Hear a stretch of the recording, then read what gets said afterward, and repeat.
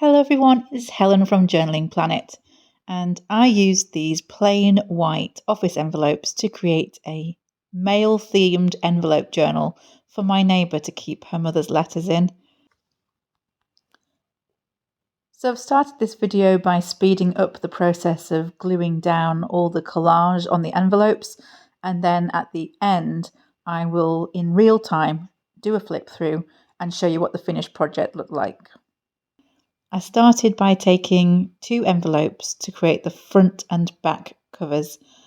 I glued them shut, knowing that I would collage over the top of them. Those were the only ones that I glued down. I then went into a tab binding process, which I saw on the Treasure Books channel. Natasha slows the process down for those of you who might need it slowing down, but it essentially consists of taking tabs of any material, paper, washi tape, fabric, and alternating 3 tabs and 2 tabs for each sheet you want to bind together. In my case, I was just binding envelopes, which is really straightforward. I still did manage to make a couple of mistakes, however, in this process, as for some reason, I kept wanting to put the tabs on the bottom, not on the top of the sheet. I did that a couple of times. I don't know, my brain wasn't quite functioning. The reason that I decided to bind the envelopes first is because I wanted to collage over the binding and have as little of the binding showing as possible. I didn't choose a relevant washi tape in terms of theme. I just chose the thickest and strongest I had in my stash because I wanted the binding to be as robust as possible, and I also added some glue. So I went through each envelope, alternating 3 tabs and then 2 tabs as I went along, wrapping the washi tape around the envelopes each time to bind them together. I will link to Natasha's video below where she slows the process down considerably for those of you who need a more considered demonstration. Before I started the binding process, I went through my stash and pulled out everything that was male themed and lots of maps as well, because the letters my neighbour has of her mother's are from all over the world. It probably took me about 30 minutes to gather together all the things from my stash that would fit with the theme I wanted to create. I then went ahead and took the scrapbook paper and covered the front envelope. I also took a stash of my scraps that were on theme so that I could work through some of those and make sure that my scrap stash was diminished and not made bigger by the project. You'll notice as I'm wrapping the scrapbook paper around the end envelopes, I do cut away the bulk at the corners and where the paper meets at the spine. Some people don't do this, they incorporate the bulk into the cover, but I actually find it easier to cut it away. This is all just personal preference, and there's not just one way of creating a cover. However, I immediately liked the way the scrapbook paper made the front cover look, and I then went on to just add papers that were fitting with the same palette and the same theme. Another non-compulsory thing that I did was cover the inside of the envelope as far as it was visible. I wanted as little of the office envelope showing as possible. I wanted to make it seem as though it was in fact a vintage envelope as far as I could.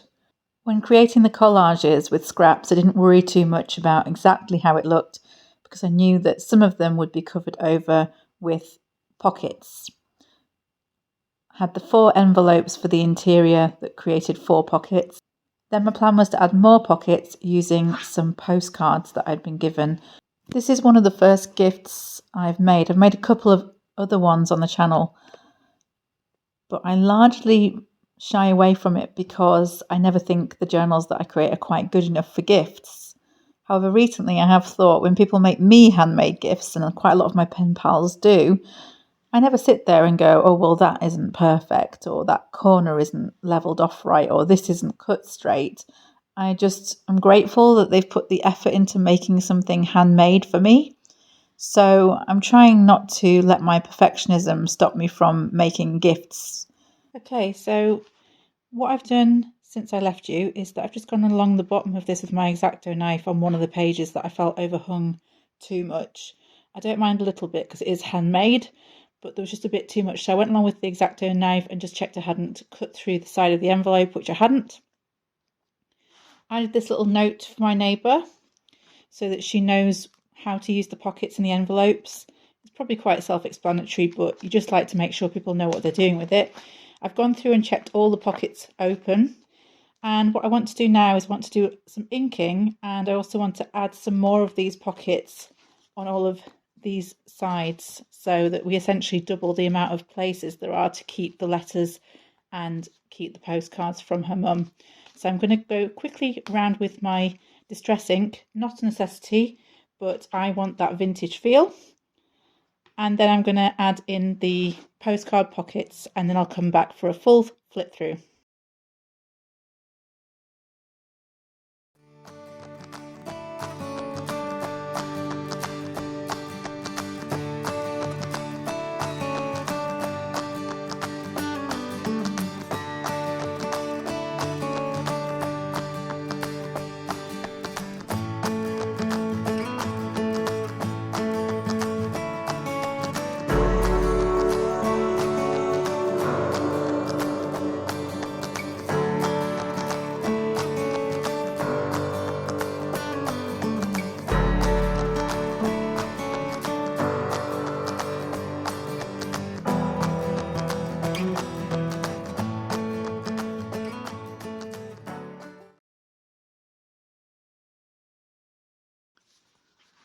Okay, one thing I forgot to mention just before I go and put the postcard pockets in is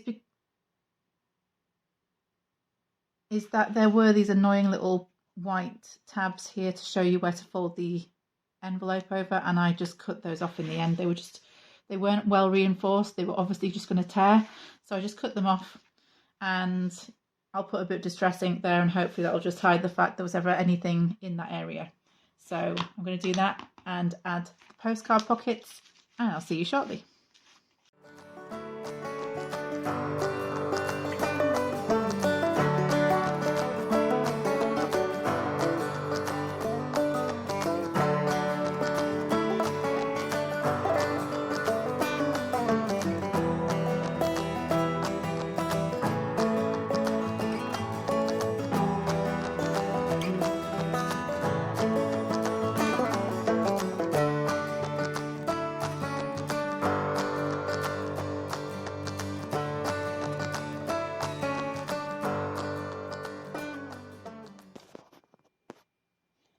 Okay, I've just added a little bit of stamping to the front cover, and I found some stickers, of course I have, in my collection, and I thought as I do the flip through I'll just add a bit of stamping or add a sticker if I think it enhances the aesthetic a little bit. So there's the front cover.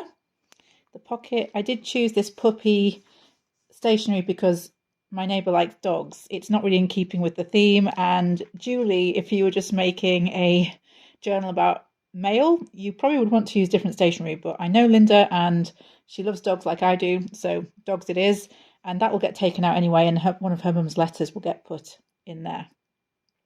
Just wondering about a sticker for this page, or maybe a couple of stickers. Okay, I'm happy with that. So there's the first envelope.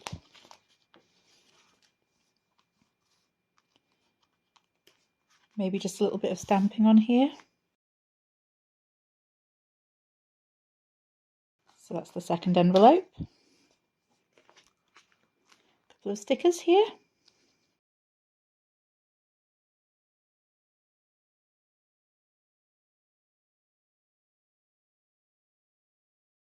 I like the idea of sticking that upside down, you know, because sometimes on parcels they've been stuck any which way. So I like the idea of sort of making that a little bit more authentic. This is the last envelope. I think a little bit of stamping on this one.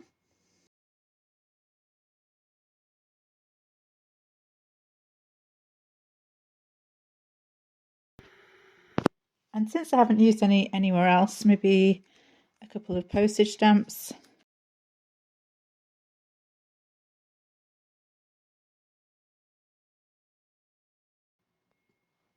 Now for the closure, since this is a journal centered around mail, I am going to wrap it up like a parcel with a little bow on top, because I don't think that my neighbour will be opening this every single day. I think it's the kind of thing that she'll come to once in a while. So it's okay to create a closure that's a little bit more fiddly.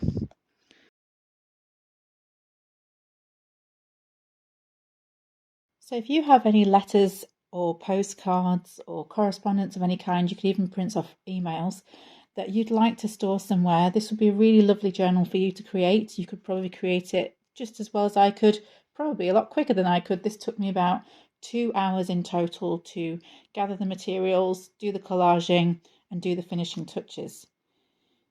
So it's not a long project, and you do get a nice journal out of it in the end. I'm really hoping that my neighbour is happy with her Christmas present.